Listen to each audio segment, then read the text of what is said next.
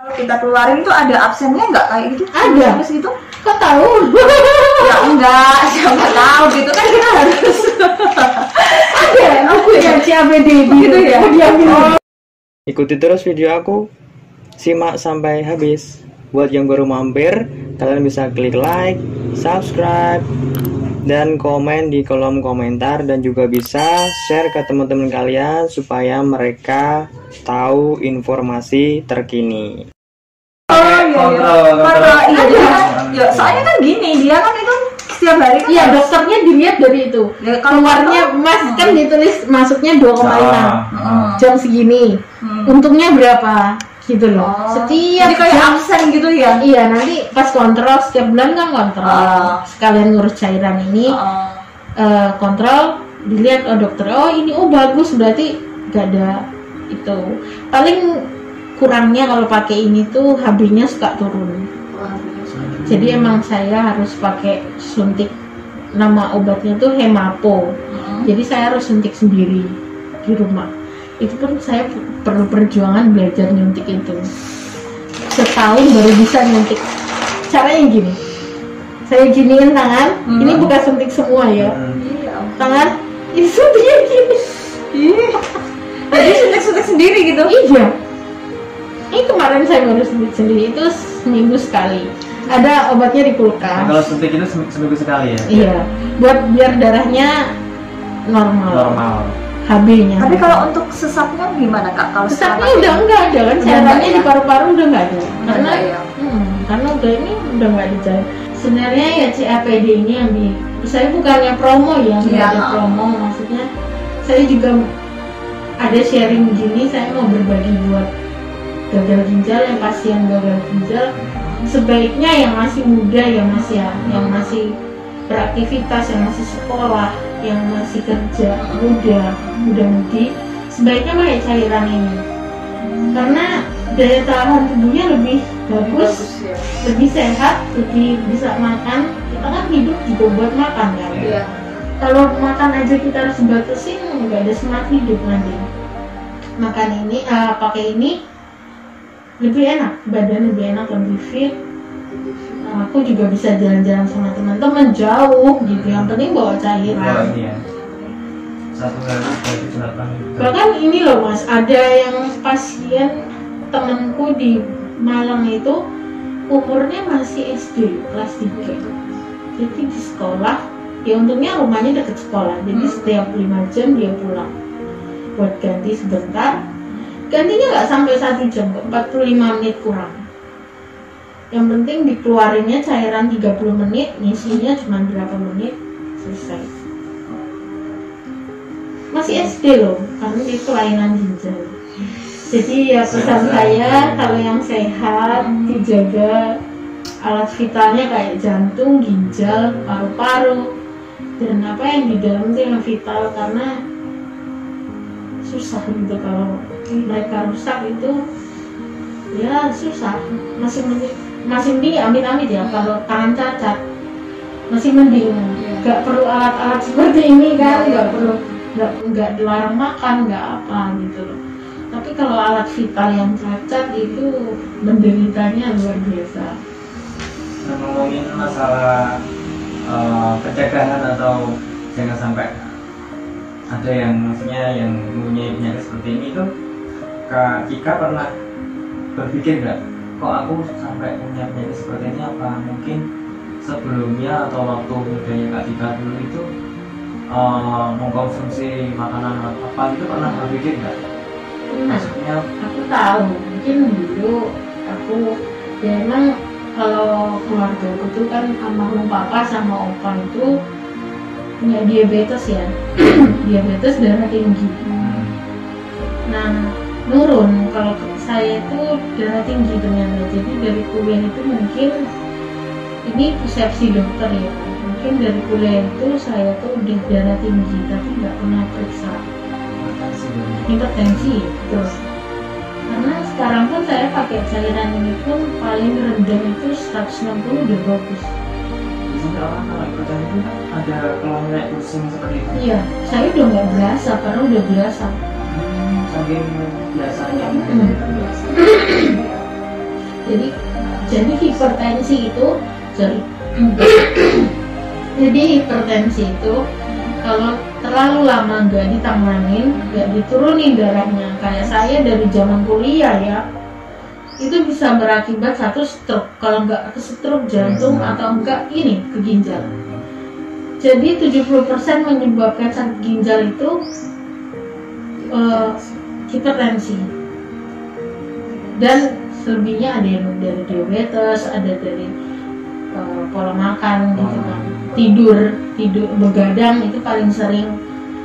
Dan kebanyakan pasien yang di Malang itu yang seumuran saya gitu kan, saya tanya kenapa kok bisa di hipertensi. Jadi kalau anak-anak muda itu kebanyakan dari hipertensi, dan minum-minuman kayak maaf ya kayak instan, kayak M70 gitu, sama ya pokoknya yang sasetan itu paling cepat memicu ginjal.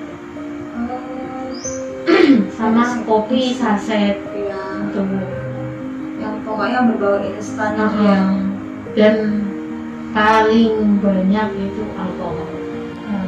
Ya nggak kepikiran sakit ginjal, nggak tahu lah ginjal tuh bisa sakit gini aja, nggak tahu sama sekali. Tapi kalau konsumsi air putih mungkin gimana, maksudnya? Air putih banyak loh. Banyak. Nggak ngaruh mau orang bilang kamu harus rajin minum air putih biar ginjalmu bagus. Hei, jangan salah. Kamu kalau minum air putih di tengah malam mau tidur, kebanyakan kan ada tuh biasanya cowok ya, pulang olahraga mau tidur minum gluk nggak berhenti sambil berdiri, itu ngerusak ginjal. Sebaiknya minum kekurangan air putih itu juga nggak bagus, kalau dia air putih itu juga nggak bagus. Sebenarnya kalau siang bagus karena kita aktivitas, tapi kalau malam mau tidur, ginjal harus tidur. Kalau air masuk, ginjal kerja, makanya kita nggak boleh begadang. Kalau begadang ya rusak.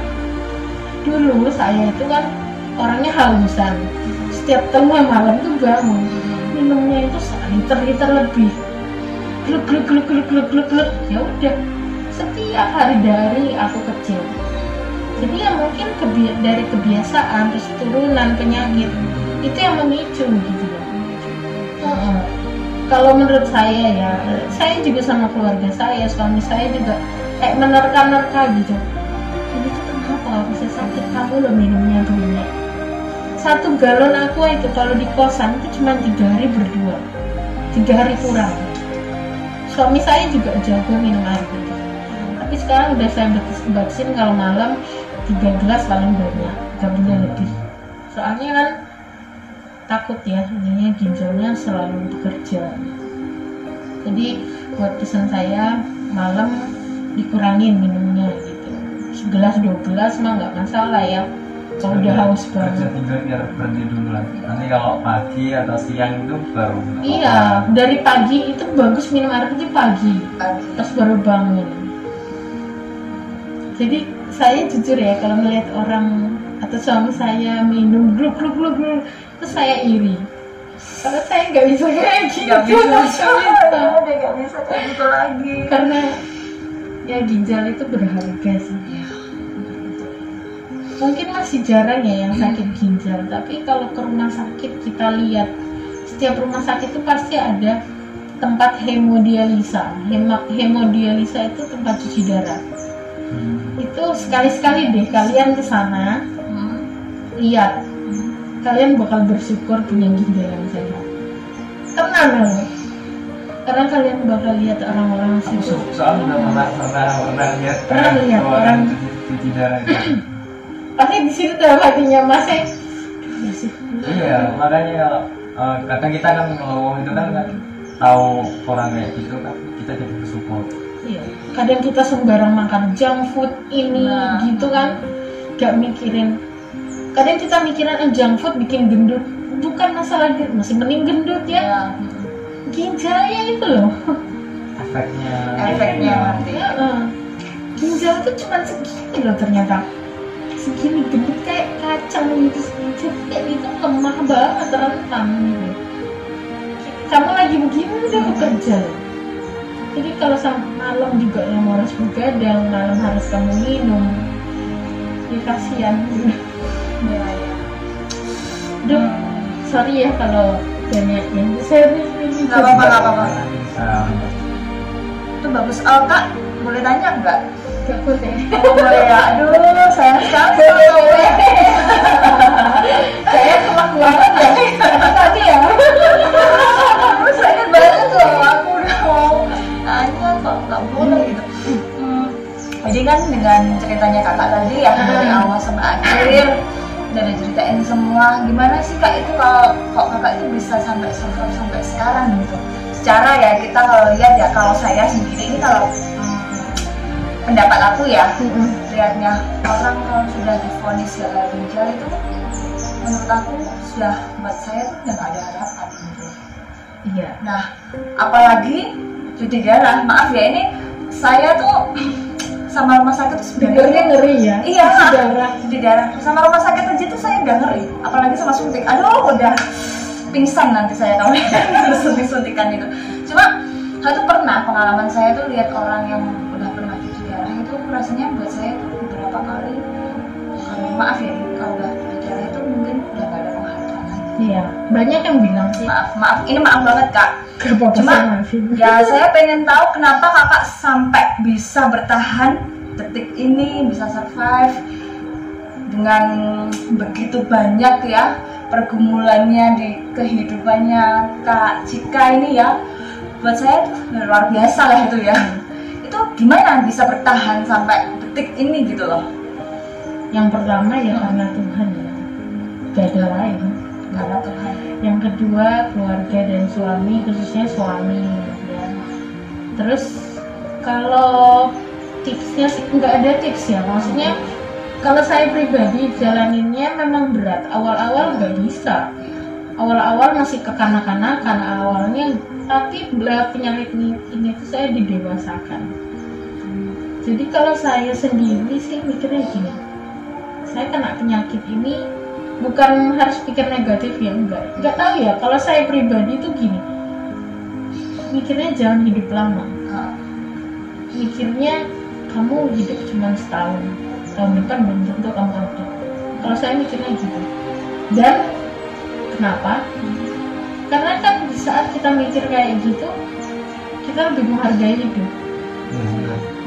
Aku mikirnya gini, Tuhan saya mau hidup setahun lagi, boleh nggak Tuhan? Tuhan buktinya boleh kok. Bahkan di saat saya ngomong itu tahun 2018, ini tahun berapa? 2021. Bahkan saya mikir dulu almarhum bapak saya kan meninggal di umur 27 tahun karena sakit gula diabetes yang jauh muda. Saya masih 3 tahun. Malah saya berpikir gini, Tuhan masa saya ngikutin jejak papa saya sih 27. Di saat saya ulang tahun 27 itu saya lagi parah-parahnya. Saya bilang, Tuhan ya udahlah kalau emang saya berhenti di umur 27 itu okay. Tapi tetap ngomong gitu, tetap saya takut, ngerasa takut gitu, gak rela kalau saya ngomong. Ya itu, kita harus tetap berharap sih, berharap, berusaha dan menjalani. Soalnya kalau nggak kayak gitu, jangan takabur juga gitu loh. Takabur apa sih mas? Maksudnya jangan apa ya? Jangan sok-sok tahu gitu ya, takabur ya. Jangan pokoknya, oh saya harus hidup gini pokok gitu. Kalau di orang Kristen bilang over grace. Over grace. Ya kalau orang Kristen bilang, kalau orang Muslim bilang mungkin takabur ya. Nah, itu kayak gitu. Jadi tetap jalani dan berdoa, percaya.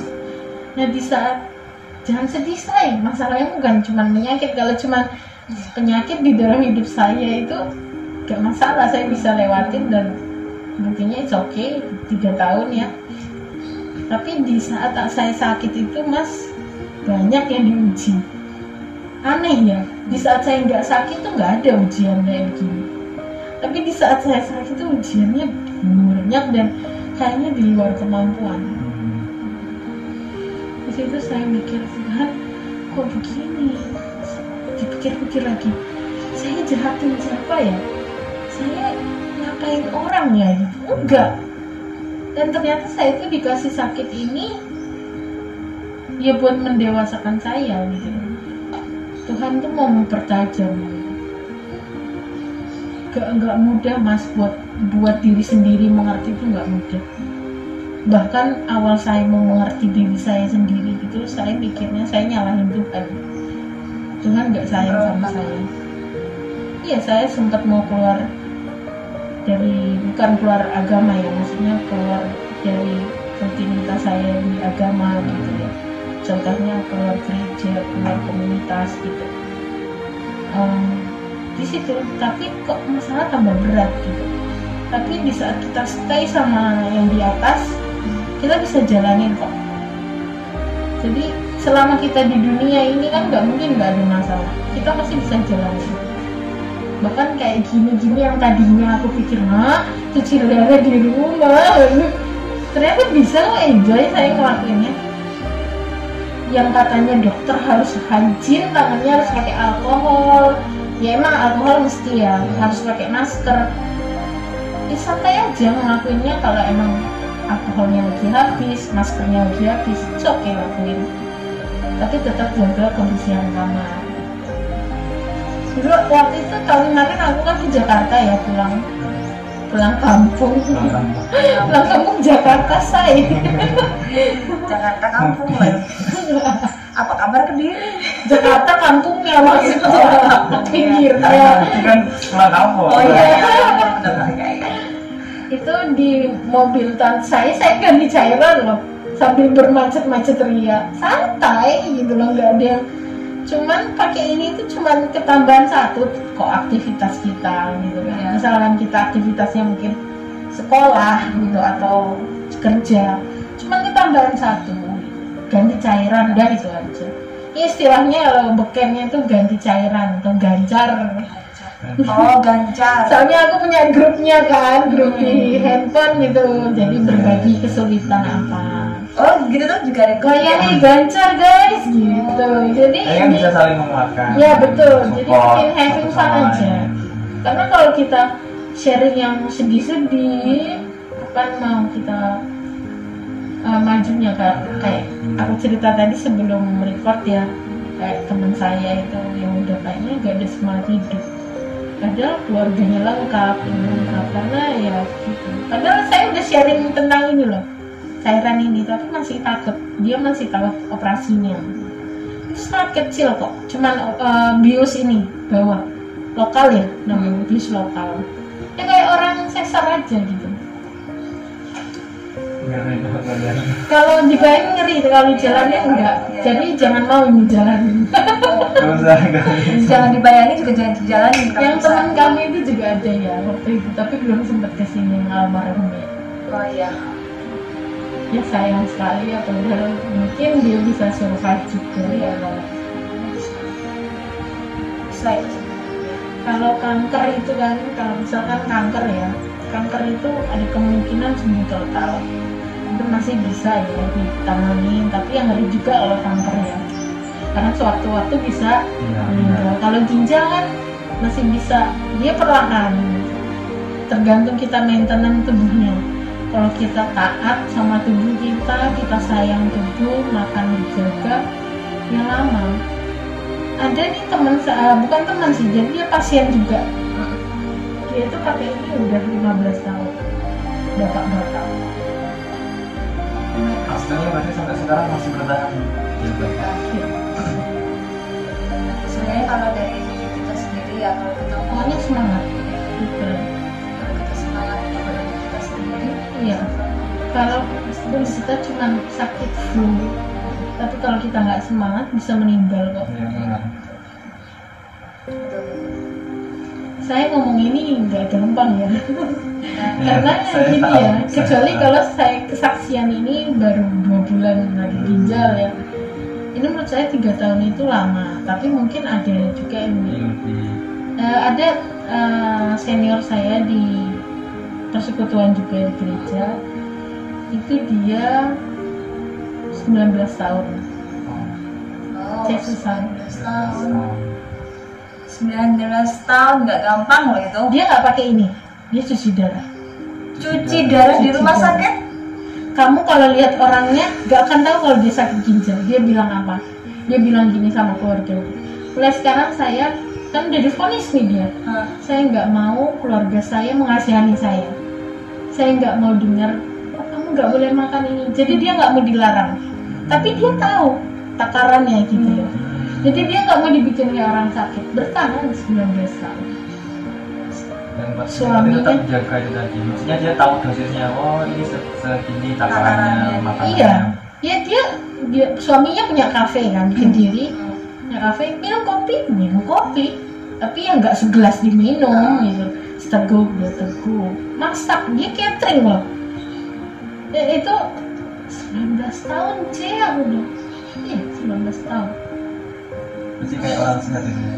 Kayak orang sehat. Ya ampun, masih muda kok. Dia suami juga. Ya maksudnya suaminya juga setia. Dan mereka belum punya anak tuh nggak masalah gitu. Bahkan mereka nggak dipersulit sama masalah penyakit. Mereka mungkin dipermasalahkannya sama kafenya sepi atau apa, kan sekarang masih pandemi ya. Aku nggak pernah lihat statusnya si Cece itu tuh ngeluh aku sakit. Kalau saya kan kadang masih nulis status aduh sakit ini kan. Kalau dia enggak, paling ya sepi apa gitu, malah lebih sering promo ya. Saya nggak nyangka, saya pikir dia masih 2 tahun 3 tahun 19 tahun sebelum dia kayaknya sebelum menikah gitu.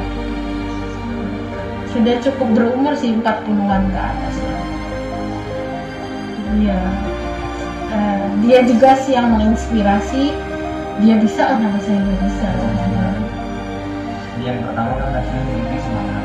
Iya, betul. Gak ada lain sih.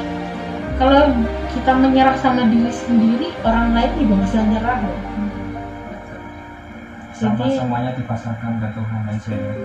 Betul, kuncinya juga di atas. Kan? Semangat, semua pasrah ke Tuhan. Terus support dari keluarga juga penting. Kalau misalkan kan kita kan keluarga beda-beda ya. Misalkan yang belum berkeluarga mungkin bilang sama mama papanya, "Mama," kan kita nggak bisa ya, berharap mama papa ngerti gitu. Enggak, bahkan ada yang orang tuanya lebih down karena kita yang divonis. Bilang, "Mama papa, tolong saya dikuatkan ya, tolong jangan anggap saya lemah, saya bisa kok."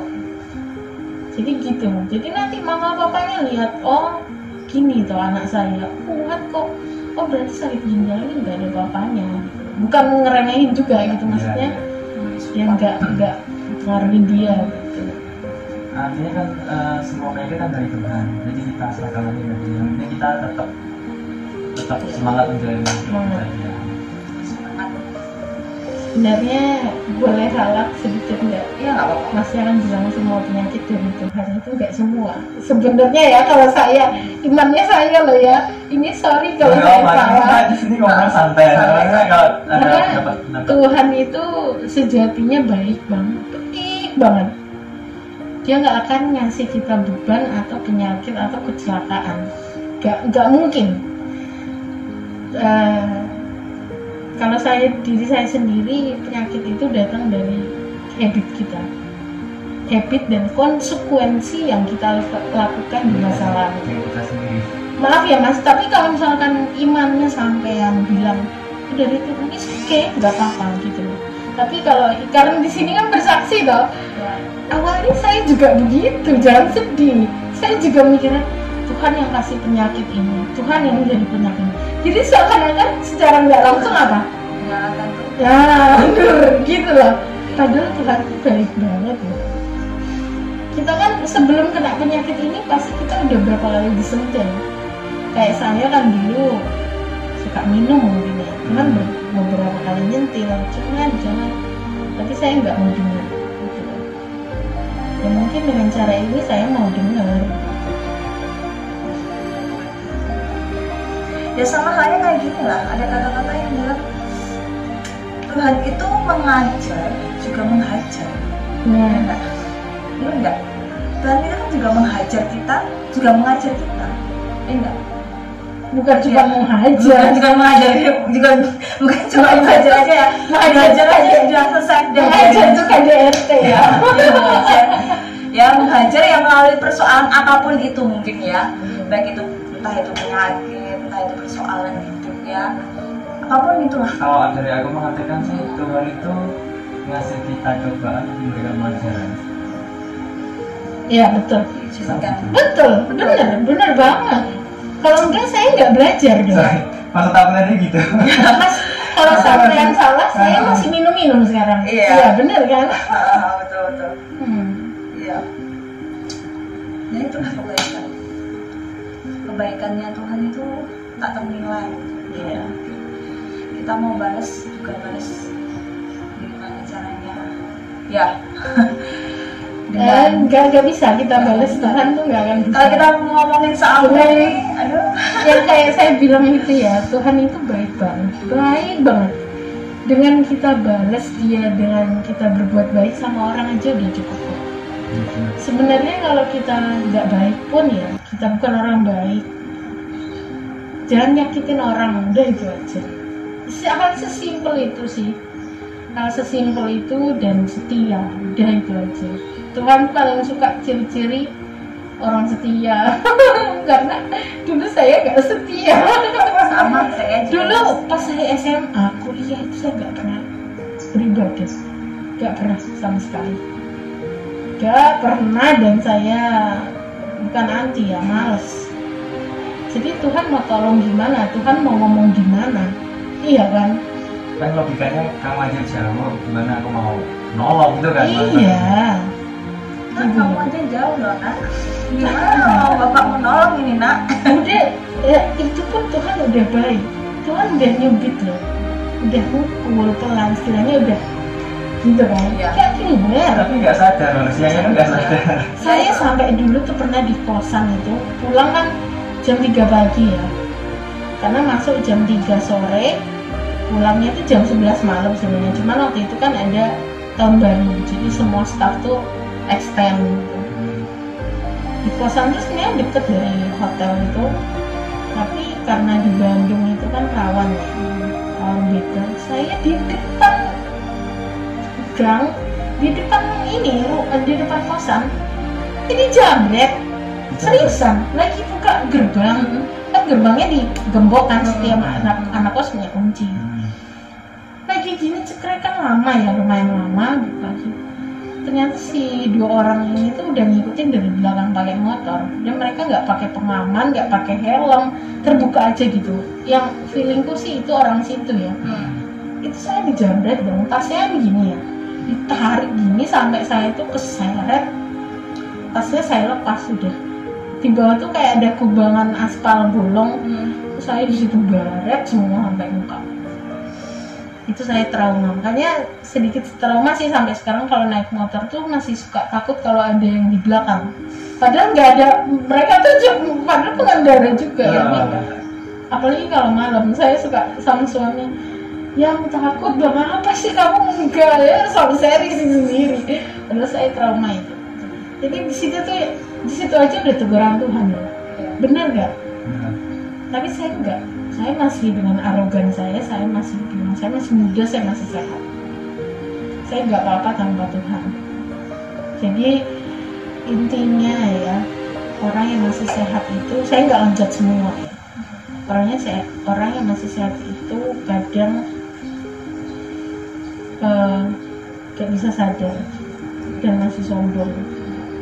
Jadi bersyukur yang udah sakit tapi sudah sadar. Saya bersyukur saya diberi sakit ini karena sakit ini cuma sementara. Tetap kan kita harus berpulang. Yang sehat pun harus berpulang kan. Makanya kalau yang sehat tanpa dikasih sakit berpulang itu bersyukur. Tapi yang udah bertobat gitu loh. Tapi mendadak belum tobat, ya dia Yang melenceng tolong diluruskan. sehat meninggal tapi nggak bertobat, serem ya. Ya saya ngomong gini bukan karena saya udah ahli dalam agama, enggak. Saya juga banyak kekurangan, masih emosi, masih suka nggak jujur, masih suka bohong, masih banyak lah, masih suka nyakitin hati suami saya. Oh sering, suami sering nangis karena saya, suami sering ingin pergi karena saya, sering mas, cuman ya itu jangan bosan-bosan minta maaf dan minta ampun sama yang di atas. Itu sih sharing saya, semoga memberkati ya, walaupun panjang ya. Nggak masalah. Semoga ini tadi kisah nyata. Ada lagi yang mau ditanya nggak apa-apa. Untuk artisnya masih. Oh iya. Besok saya luar negeri loh. Ada yang mau ditanya lagi? Enggak ya, ini channelnya saya. Ya itulah kisahnya ya. Kalau kisah untuk penyakitnya Kak Cika ya. Tapi kan kita belum lagi lanjut untuk kisah di rumah tangganya. Oh ada ya? Part 2 aja ya. Nanti kita tunggu aja di part 2-nya ya. Itu kita harus kulik lagi tuh yang di rumah tangganya. Kan nggak semudah loh, nggak semudah yang kita bayangin loh. Kita aja yang bayangin aja masih, masa bener sih dia masih mau bertahan sama Kak Cika? Bener nggak? Enggak Kak? Dengan masa sih, kok gini sih, kok gitu, penasaran kan? Makanya kita nanti mau kulik lagi di yang part kedua aja ya Kak ya. Ya, ini buat pembelajaran aja ya, bukan buat sok-sok tahu ya. Buat teman-teman semua yang mungkin bisa diambil hikmahnya ya, diambil barunya juga. Kita jumpa lagi di part 2. Oke. Ya. Terima kasih Kak. Terima kasih ya guys, God bless you. God bless you.